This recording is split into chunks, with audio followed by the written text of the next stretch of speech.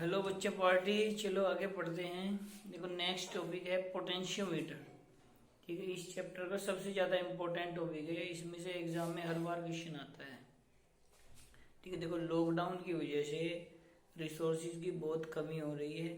ठीक है, एक सिंपल से मोबाइल से मैं वीडियो शूट कर रहा हूँ।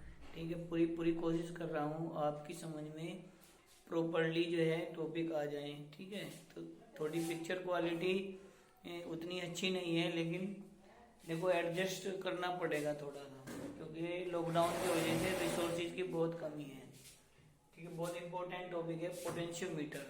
Potentiometer is a device which is use to calculate EMF और potential difference between two points.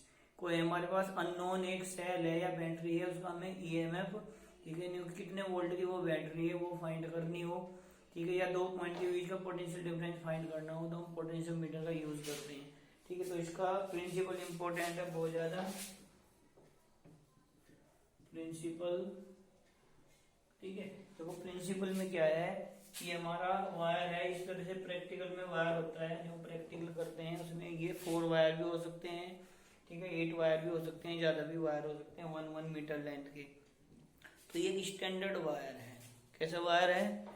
Standard wire. Standard wire उसको बोलते हैं, ठीक है, जिसका जो एलॉय का बना हुआ होता है, ठीक है, इसका रेजिस्टेंस चेंज नहीं होता। यूज करते रहने से इसका जो रेजिस्टेंस है लॉन्ग टाइम तक वो चेंज नहीं होगा, उसको हम स्टैंडर्ड वायर बोलते हैं। तो जो एलॉय हैं, हम एलॉय का यूज करते हैं। इनमें मैग्नीन और कॉन्स्टेंटन दो एलॉय अलग अलग, या तो मैग्नीन का हम यूज कर सकते हैं या कॉन्स्टेंटन का हम वायर भी यूज कर सकते हैं, वो एलॉय होगा। ठीक है, तो इसको स्टैंडर्ड वायर बोलते हैं। स्टैंडर्ड वायर होगा, इसमें कांस्टेंट करंट होगा।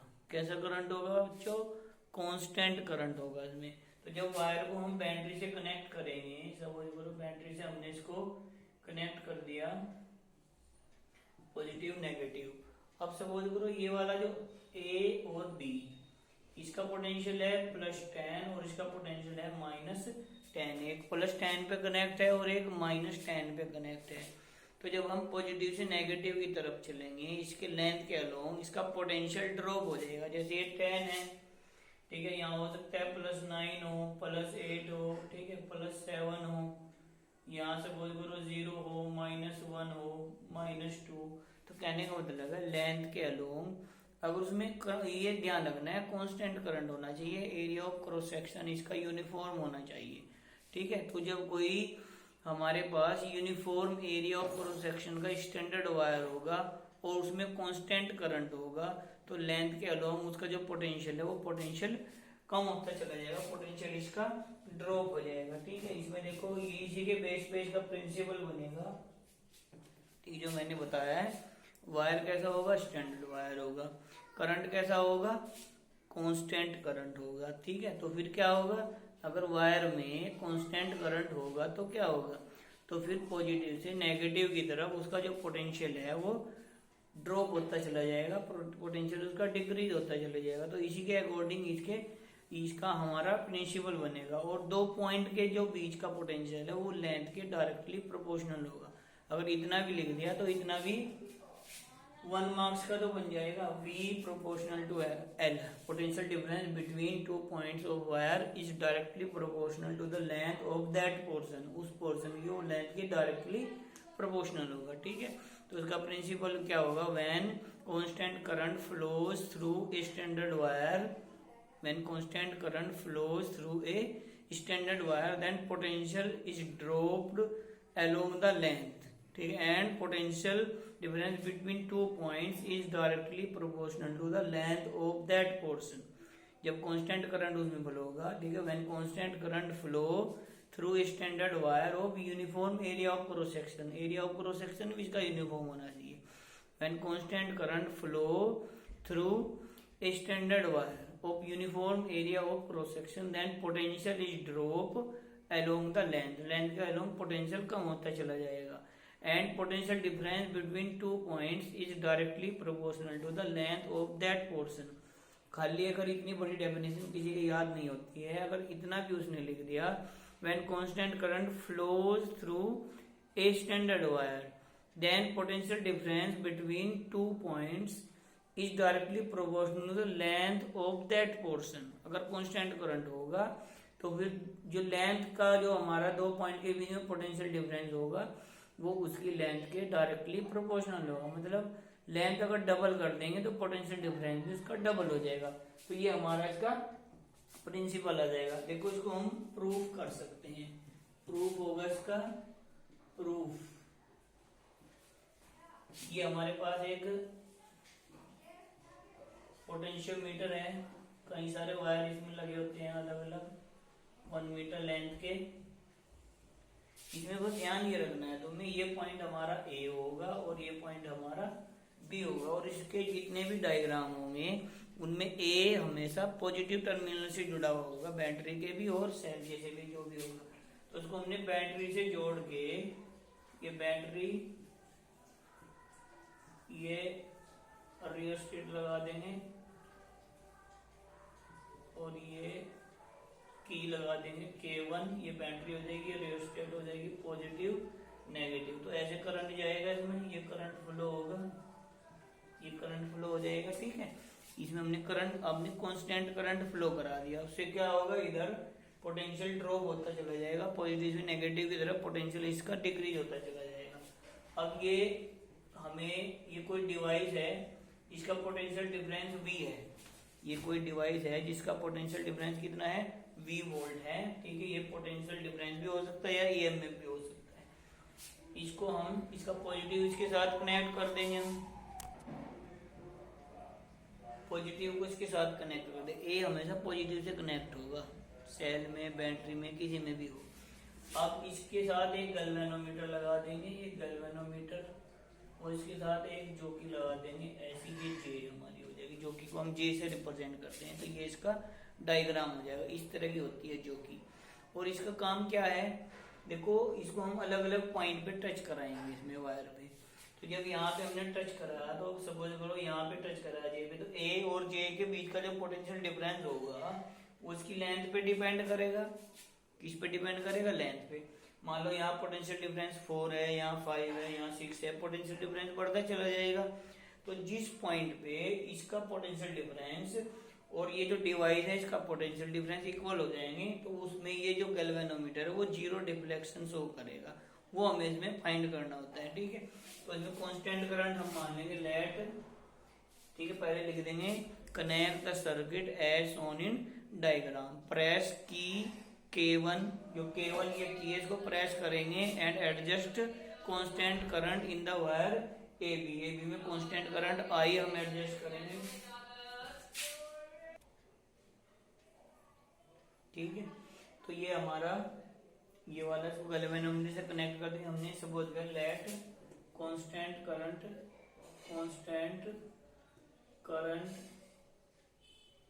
इन वायर AB इज I। हमने कांस्टेंट करंट को क्या सपोज कर लिया, I सपोज कर लिया। ठीक है, और let J is the point of zero deflection at length L from A से इसकी लेंथ हमारी L है, A से L लेंथ पे हमें जीरो डिफ्लेक्शन मिलता है। जीरो क्यों मिलता है, तो इसका पोटेंशियल डिफरेंस इसके डिवाइस के पोटेंशियल डिफरेंस या EMF के इक्वल हो जाएगा। ठीक है, तो ये आ जाएगा हमारा रेजिस्टेंस आ जाएगा R A J, A से J तक का जो रेजिस्टेंस हो जाएगा, तो R इज इक्वल टू आ जाएगा रो L अपॉन A, ये रेजिस्टेंस आ जाएगा। हमें निकालना क्या है, पोटेंशियल डिफरेंस। तो potential difference is given by V is equal to IR। यहाँ R की वैल्यू पुट कर देंगे इसमें, तो V इज इक्वल टू आ जाएगा I rho L upon A। अब देखो इसमें I भी कांस्टेंट है, हमने पहले इसमें लिखा है कि constant current flow through the wire. इसमें रो भी कांस्टेंट है, एरिया ऑफ क्रॉस सेक्शन भी कांस्टेंट है। तो V किस पे डिपेंड करेगा, L पे। जितनी लेंथ ज्यादा होगी उतना पोटेंशियल डिफरेंस ज्यादा होगा। तो V ये हमारा आ जाएगा I rho upon A is constant, so V is directly proportional to किसके हो जाएगा, एल के हो जाएगा। ये हमें प्रूव करना था। V is directly proportional to L, ये इसका प्रिंसिपल है। इसको हम ऐसे भी बोल सकते हैं V is equal to K L, K is equal to V upon L। तो जो K होगा इसमें, K होगा पोटेंशियल ग्रेडियंट, ठीक है, potential drop across the length, ठीक है, इन पर यूनिट लेंथ। यूनिट लेंथ में जितना पोटेंशियल ड्रॉप होगा उसको हम क्या बोल देंगे, पोटेंशियल ग्रेडियंट बोल देंगे, ठीक है। Potential drop per unit length is known as potential gradient. ये भी उसमें कांस्टेंट रहता है। यूनिट मान लो यहाँ से यहाँ तक 1 सेंटीमीटर है, 1 सेंटीमीटर में पोटेंशियल ड्रॉप हुआ है 2 वोल्ट, फिर आगे 1 में फिर 2 वोल्ट होगा, फिर आगे 1 में, जैसे जैसे 1 में जाएंगे हम, उसका पोटेंशियल ड्रॉप कांस्टेंट रहेगा। एक बार जितना होगा पूरे वायर में उतना ही ड्रॉप होगा 1 सेंटीमीटर की लेंथ में। तो potential drop per unit length में जितना, वो तो उसकी अलग अलग कंडीशन पे डिपेंड करता है, किसी में 1 होगा, किसी में 2 होगा, किसी में 0.1 होगा, तो उसी को हम क्या बोल देंगे, पोटेंशियल ग्रेडियंट बोल देंगे। देखो नेक्स्ट टॉपिक है comparing the EMF of two cells. Comparing the EMF of two cells. Comparing the EMF of two cells. देखो बाहर गली में सब्जी वाला सब्जी बेच रहा है, मेरे से ज्यादा आवाज उसकी आ रही है आज, ठीक है। आज मैं बहुत बड़ी टेंशन में हूँ, बहुत, यानी कि पूरे वर्ल्ड में बहुत बड़ा क्राइसिस आने वाला है, ये मान के चलो। बस हम बहुत बड़ी दिक्कत में आने वाले हैं। ध्यान रखना, थोड़ा अपने आप को बचा के रखना, केयरफुल रहना।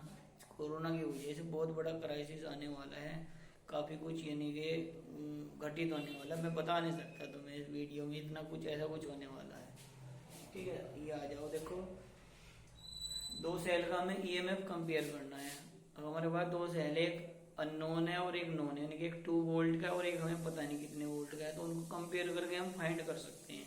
तो इसमें भी अगर क्वेश्चन आएगा what is the principle of potentiometer, तो पहले वाला ही प्रिंसिपल लिखना है इसमें, पिछले वाला ही, ठीक है। V प्रोपोर्शनल टू L, ठीक है। जब हम वायर में कांस्टेंट करंट फ्लो कराएंगे, when constant current flow through standard wire of uniform area of cross section, then potential drop across the length and potential difference between 2 points is directly proportional to the length of that portion. उस length के वो directly proportional होगा, या principal हो जाएगा। उसके बाद construction, ये डायग्राम बनाएंगे, ये बैटरी से हम इसको कनेक्ट करके कांस्टेंट करंट हमने फ्लो करा दिया इसमें। अब हमारे पास 2 सेल हैं, हमारे पास 2 सेल हैं जिनका हमें ईएमएफ कंपेयर करना है,